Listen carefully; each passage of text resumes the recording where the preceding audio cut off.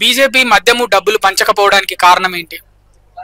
అంటే వాళ్ళు పంచితే తీసుకోండి అని చెప్తున్నారు, మరి మీరు ఎందుకు పంచట్లేదు? మేము ప్రజాస్వామ్యబద్ధంగా పోతాం అంటున్నాము.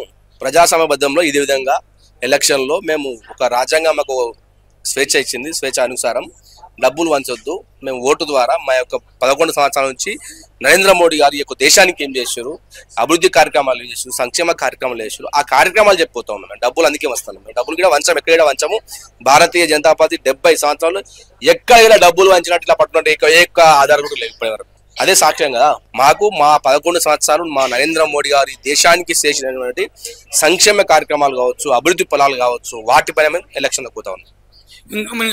అటు బీఆర్ఎస్ కేమో 12 సంవత్సరాలు సిట్టింగ్ సీటు జూబ్లీహిల్స్, కాంగ్రెస్ కేమో ఎంఐఎం సపోర్ట్ చేస్తుంది. మరి మీకెవరు సపోర్ట్ చేస్తున్నారు? మీకెవరు ఉన్నారు?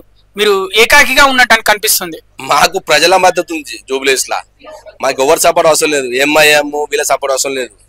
మాకు జూబ్లీహిల్స్ లో ప్రజల మద్దతు ఉంది. ప్రజలందరూ కూడా, హిందువులందరూ కూడా ఏకమై భారతీయ జనతా పార్టీ అభ్యర్థి లంకల దీపక్ రెడ్డి గారి భారీ మెజార్టీతో గెలిపిస్తామంటున్నారు.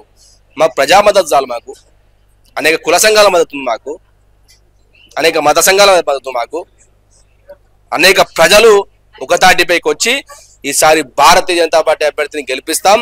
హిందువులంతా ఏకమై ఒకటే అంటున్నారు, జై శ్రీరామ్, జై శ్రీరామ్.